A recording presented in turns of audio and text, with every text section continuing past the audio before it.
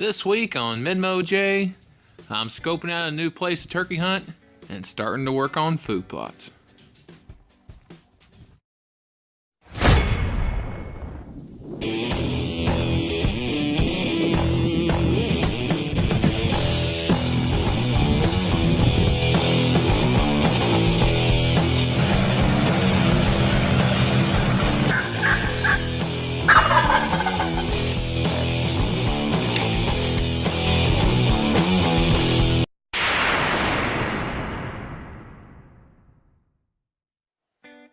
Today I'm out here on some government ground, new piece of government ground I've never been on before.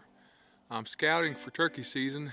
As I've stated before, I pretty much turkey hunt on government ground. I have a couple of usual haunts, but I'm always looking for something new, something to add to my repertoire of places to hunt.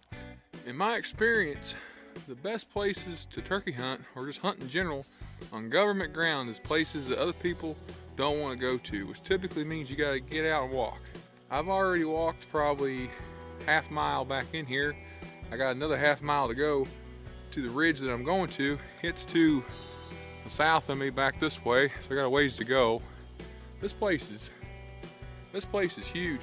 It goes way back that way, probably at least a half mile to the river.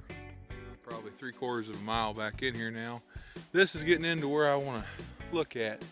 And I like what I'm seeing here. What I'm seeing, large stand of timber here, right on. They've tilled the ground here. I'm not 100% sure what they've planted, but they've tilled the ground. And behind me, back over in there, you'll see ag. So turkeys, they're gonna roost back off over in there. And then when they come off the roost, they're gonna come down into the open area. They're gonna probably feed and mill out in here. They're gonna work to these ag areas as morning progresses. In the late morning, they're gonna work their way back into these ridges. So I really like the way this lays out. And it's a good ways back in here, which helps with the number of people. These are turkey woods, I'm telling you. This is what I'm looking for right here.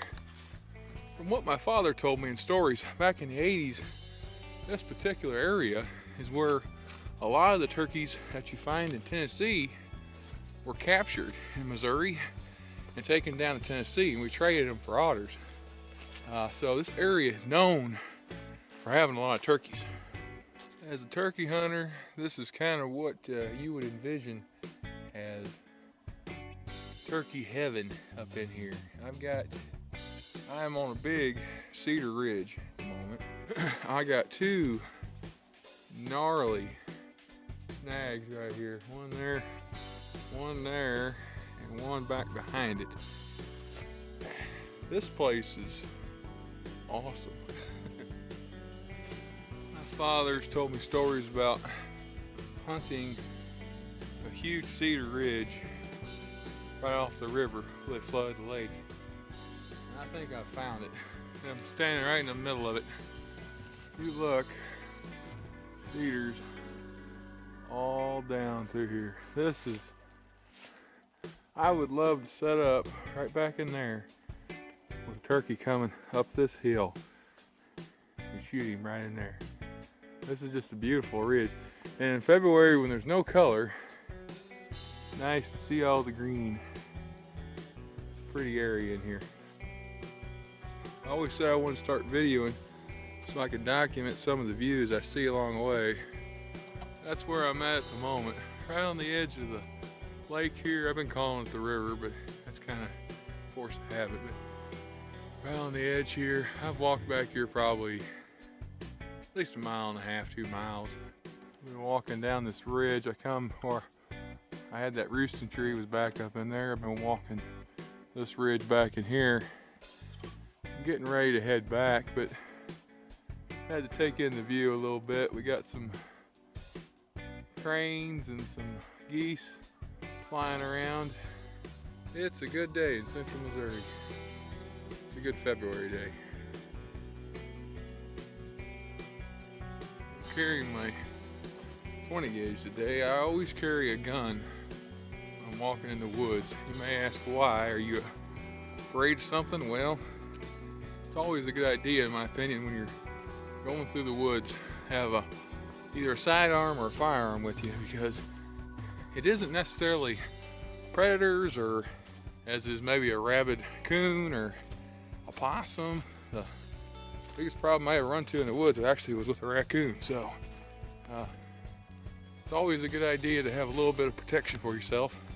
I'm not planning on shooting anything, but if I get into a tight spot, I'm glad to have it.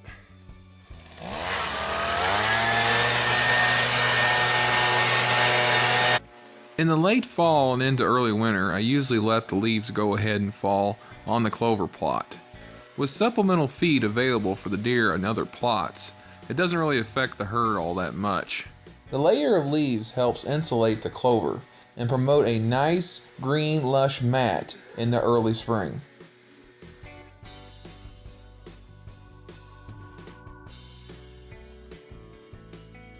Hey, we are here. Now start again. Oh. Okay, 3, 2, 1. Today we are here to lime and fertilize the food plots. The great thing about clover plots is they're perennials, so as long as you take care of them, they're going to come back.